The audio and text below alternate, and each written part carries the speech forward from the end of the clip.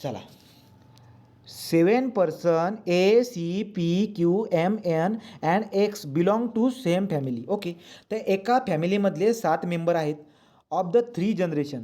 त्या एका फॅमिलीमधले 7 हे आहेत, परंतु किती जनरेशन? 3 जनरेशनचे आहेत. तो 3 जनरेशनचे मला दिसायला भेटतात. याचा अर्थ काय? 1, 2 आणि 3 अशी तर काही दिसायला नक्कीच आपल्याला 1 जनरेशन, 2 जनरेशन आणि 3 जनरेशन एवढे आपल्याला एवढे मेंबर दिसायला भेटतात. 3 जनरेशनचे मेंबर त्या फॅमिलीमध्ये आहेत, 7 जण आहेत. There are 2 married couple. बघा, त्यांनी हिंट पण दिली की 2 मॅरिड कपल आहेत, 2 मॅरिड कपल आहेत त्या फॅमिलीमध्ये. ओके, तो आता तुम्हाला क्वेश्चन जो काय आहे विचारलेला आहे तो क्वेश्चन व्यवस्थित तुम्ही हे करा. ठीक आहे, तुम्हाला बेसिक डाटा जो काय आहे पहिल्या 2 लाईनमधून कळाला. आता आपल्याला डायग्राम बनवायची आहे. तो आपल्याला काय बनवायची आहे? डायग्राम. बनवा बरं का डायग्राम. आता बघा, डायग्राम बनवायची आहे.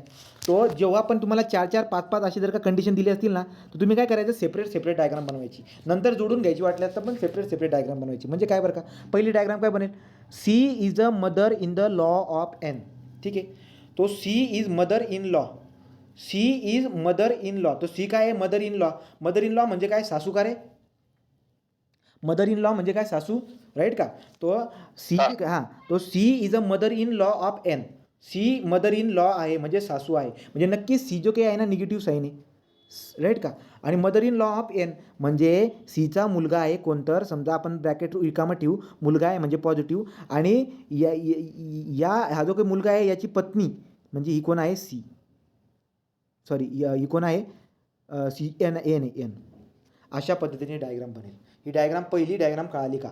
हे बघा, C is a mother in law. तो सी सासू आहे. कोणाची सासू आहे? एनची सासू आहे. ते एनची जर का सासू आहे तर दाखवताना तुम्हाला असं दाखवावं लागेल. लक्षामध्ये, सी वरती आहे, सो सीचा कोणतरी मुलगा असेल आणि त्या मुलगाची पत्नी जी की आहे ती एन आहे. अशा पद्धतीने मला दिसायला भेटते. ही पहिली डायग्राम कळाली का? पटकन सांगा. पहिली डायग्राम कळाली? ही पहिली डायग्राम. ठीक आहे, ही पहिली डायग्राम झाली. दुसरी डायग्राम काढू चला. X is a father of Q. ठीक आहे, तो समजा मी एक्स काढला. एक्स काय आहे? फादर आहे. तो एक्स जर का समजा फादर असेल तर मी वरती काढतो. एक्स फादर मेन्शन केलं, याचा अर्थ इथं पॉझिटिव्ह साईन असेल. ठीक आहे, x is a father of Q. तो क्यू. आता क्यू कोणत्या जेंडरचा आपल्याला माहिती नाही, पण पुढे काही कंडिशन दिली असेल. क्यू कोण आहे? क्यू म्हणजे Q who is uncle of A. तो क्यू अंकल आहे म्हणजे नक्की त्याच्यावरती पॉझिटिव्ह सही असेल. आणि अंकल ऑफ एचा अंकल आहे.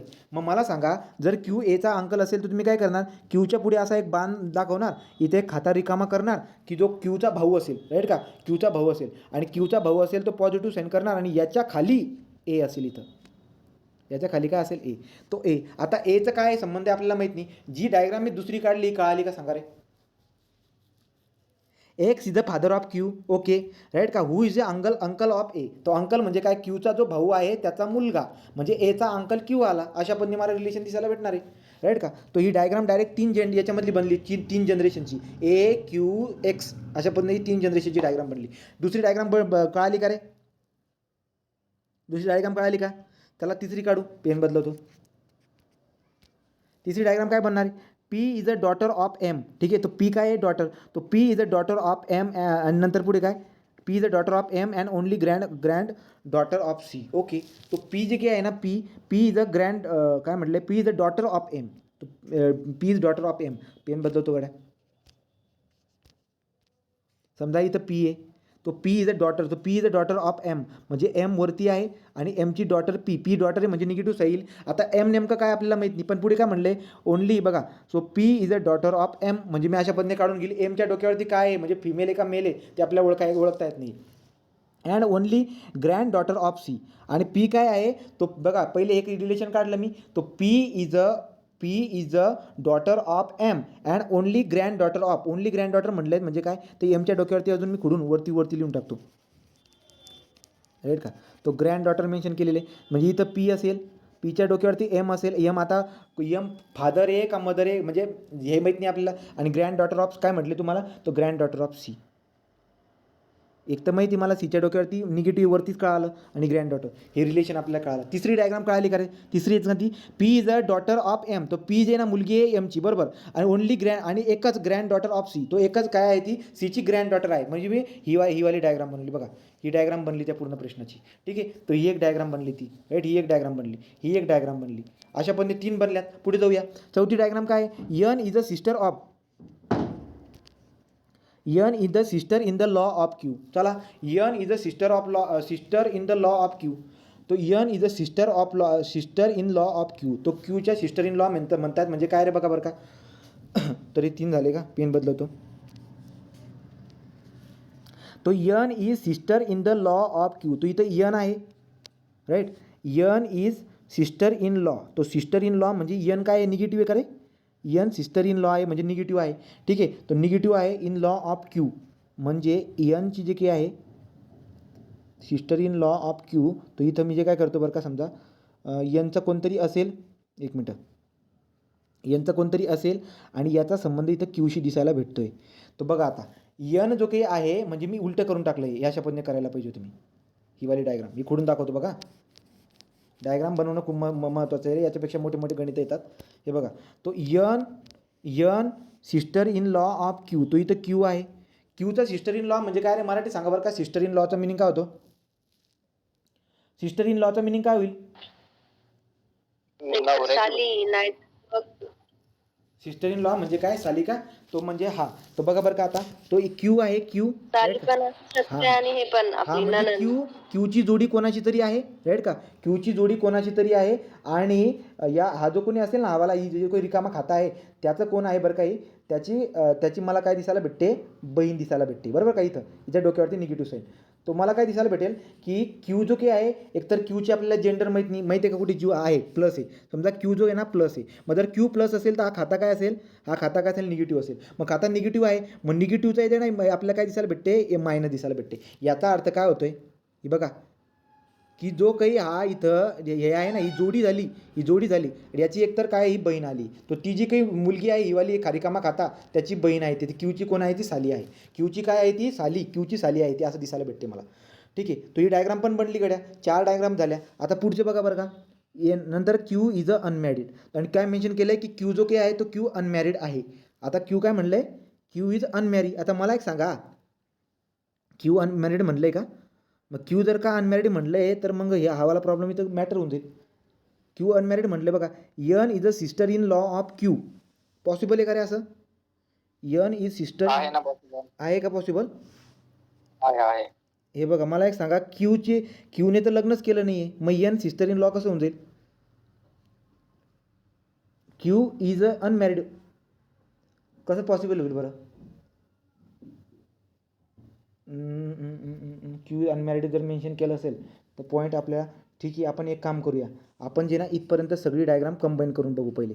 तर कशा पद्धतीने ते आपल्याला एंडला दिसायला भेटेल काय रिलेशन आहे किंवा काय नाही. तर एवढ्या सगळ्या 3-4 डायग्राम तुम्ही ज्या काढल्यात, याला कंबाईन करणं जबरदस्त जरुरी आहे. ज्याला कंबाईन करता आलं, प्रत्येक एकेकाची तुम्हाला डायग्राम बनवता आली, परंतु याला कंबाईन करता यायला पाहिजे. मी असं अजून करून चालतो की तुम्ही सगळ्यांनी तुमच्या वहीवरती या सगळ्यांच्या डायग्राम काढले असतील, कम से कम क्यू इज अनमॅरिड हे सोडून वरचे सगळे जे काही तुम्ही त्याच्या डायग्राम काढलेल्या असतील. ठीक आहे, तर त्यांच्या डायग्राम जर का तुम्ही काढल्या असतील. हॅलो. हां, यन ही त्याची वहिनी आहे. वहिनी आहे का ती. क्यूची. हां हां. हा. मग यन जर का समजा वहिनी असल तो, पण क्यू पॉझिटिव्ह म्हटलंय ना इथं. मग क्यू जर का पॉझिटिव्ह, भावाची बायको होतं ना त्याच्या. हां ठीक आहे चालेल.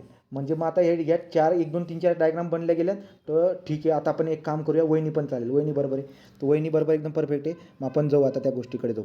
तर बघा बरं का, आता सिस्टर इन लॉचा मिनिंग वहिनी बी होतो, तर त्याच्यानुसार आपण जाणार आहे. आता मग आपण काय काम करूया, आता या सगळ्या डायग्राम जे ना एकत्र प्लॉट करू. ज्याला हे उदाहरण समजलं त्याचं ब्लड रिलेशनचं सगळं उदाहरण चाललं, सगळे उदाहरण त्याला ब्लड रिलेशनचे सॉल्व्ह करता येते. आता मर्ज करा गड्या. आता मी तुम्हाला विचारतो, डायग्राम जशी तशी राहू देतो. मग मला सांगा, सगळ्यात टॉपच्या जनरेशनमध्ये कोण असेल, सगळ्यात टॉपच्या जनरेशनमध्ये कोण असेल, असा प्रश्न मी तुम्हाला विचारलेला आहे. हे कशावरून कळेल. सी दिसायला भेटते. तो सी मला बघा, इथं सी आहे, हे 1 2 3 येत आहेत आणि इथं पण 3 जनरेशन आहेत. कारण की त्यांनी उदाहरणामध्ये काय म्हणलेले, 3 जनरेशन. याचा अर्थ एक्स आणि सी हे टॉपच्या जनरेशनमध्ये. तुम्हाला एक बात कळते का रे, की यार एक्स आणि सी जे आहेत ना, हे टॉप जनरेशनमध्ये म्हणजे वरच्या जनरेशनमध्ये एक्स पॉझिटिव्ह आहे आणि सी निगेटिव्ह आहे. नक्कीच यांच्यामध्ये काय असेल बरं का, यांच्या एक कपल असू शकतात, राईट की नाही. एक कपल असू शकतात. जर एक कपल असू शकतात तर मी यांना काढताना बी कसा काढणार बरं का, एक्स त्या ठिकाणी लिहून देईल. मी डायग्राम जे आहे मी बनवून दाखवतो बघा. तर तुम्ही सगळ्यांनी डायग्राम काढलेले असतील तर बघून घ्या, चेक करावे. तो एक्स जो काही आहे, एक्स पॉझिटिव्ह, राईट का. म्हणजे सी इथं लिहितो बघा. सी इथं जो काही आहे आपला, या दोघांची जोडी आहे एक्स सोबत, राईट. अशा पद्धतीने दिसायला भेटते. आता इथपर्यंत आलो मी. याच्या खालच्या जनरेशनमध्ये कोण होते रे? याच्या खालच्या जनरेशनमध्ये एन होता.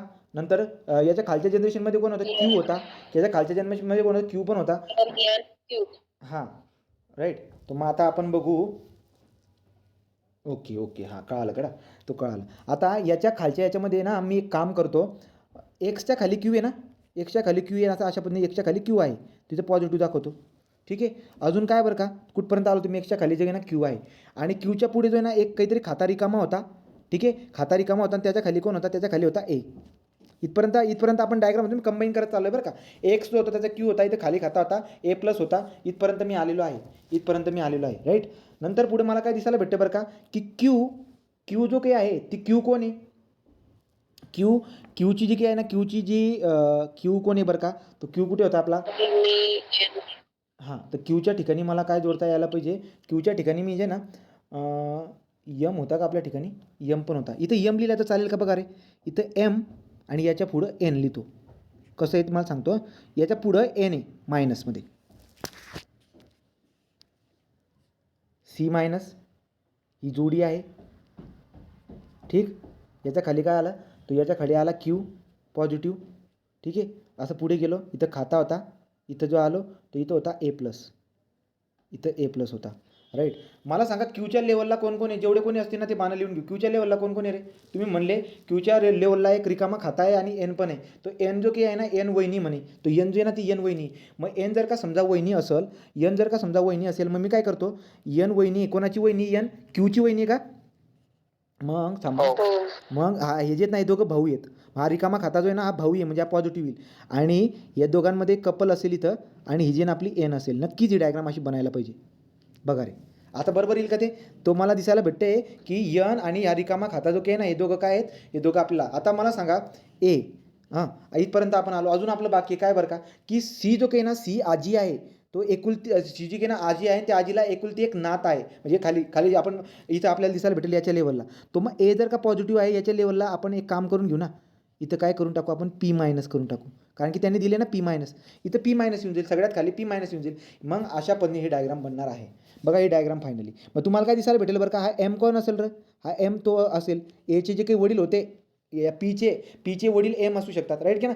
तो पी असं होतं ना, ते पी एम आणि सी असं होतं ते. मग मला काय दिसायला भेटेल? इथं या जो रिकामा खाता आहे ना, इथं कोण असेल? एम असेल. तो पक्का तिथे एम आहे. अशी त्याची डायग्राम बनणार आहे. बघा, हे बेसिक उदाहरण चाललेलं आहे. हळूहळू तुम्हाला गोष्टी शिकायला भेटतील. ही डायग्राम आपल्याला बनतात. तर मी आता तुम्हाला प्रश्न विचारतो. नाव Q related to the N. Q related to N. सांगा बरं का रे? Q related to N. Q कोण आहे एनचा? एनचा कोण आहे? Brother in law. Right. Brother in law. तो brother in law, sister in law. Sister जेव्हा म्हणतोय तर आपण कुठे जातोय? फिमेलकडे. सिस्टर म्हटलं का फिमेलकडे. मग ती वहिनी लागणार. ती एकतर वहिनी लागेल, एकतर ती साली लागेल. वहिनी किंवा साली आपल्याला दिसायला भेटणार अशा पद्धतीने. मग क्वेश्चन तुम्हाला याच्यावरती आता काही बी आले तरी पण जमून जातील. पण ही डायग्राम मात्र जमणं खूप जबरदस्त इम्पॉर्टंट आहे. राईट का? ते पहिल्यांदा शिकवत आहोत आपण, त्यामुळे ते आपल्याला होईल. पण हळूहळू अशा डायग्राम काढायला शिकून घेऊया आपण. राईट. तो अशा पद्धतीने हे जे काय आहे याचे डायग्राम तुम्हाला काढता यायला पाहिजे. अजून एक आहे पुढे, पटकन जर जमत असेल तर काढून फेका बरं. ॲक्च्युली हे बी टपच आहे. हे झालं ना? हे झालं आहे आपलं. तो हे वाली बात. आता हे जे काही आहे याचा तुम्ही सराव करा. पण उद्या तुम्हाला खरं कळेल. उद्याचं लेक्चर कोणीही चुकूनही मिस करायचं नाही. मी आज बेसिक शिकवलेलं आहे. डायग्राम बनवायच्या शिकायच्या. एवढे मोठे गणित आपल्याला येतील MPCमध्ये पण. त्याची डायग्राम बनवता यायला पाहिजे. नाही तर तिथेच खेळत बसणार की याचा भाऊ आणि त्याची बहीण, त्याचा भाऊ आणि त्याची बहीण. त्यापेक्षा बेटर काय आहे? डायग्राम बनवून घ्या. आता डायग्राम बनल्यावरती लगेच फटाफट कळतं आपल्याला कोणाचं रिलेशन कोणाची काय आहे, कोणत्या जनरेशनमधले आहेत आणि कोणत्या जनरेशनमधले नाही आहेत. तर राईट का? तर उद्याच्या याच्यावरून तुम्हाला खूप कळून जातील. उद्या आपण कोडिंग पण शिकणार आहोत. तो कोडिंग जे आहेत कोडिंग पण शिकणार आहोत. कोडिंग कोणता? ब्लड रिलेशनची कोडिंग आपण शिकणार आहोत. तो इथे मी थांबून घेतो आणि आपण बरोबर आता 9:35ला आपण पर्यावरणाला जॉईन होऊया. ठीक आहे. तो MCQ घेणारे पर्यावरणाचे चॅप्टर संपून जाईल आज. तर तेवढं बघा.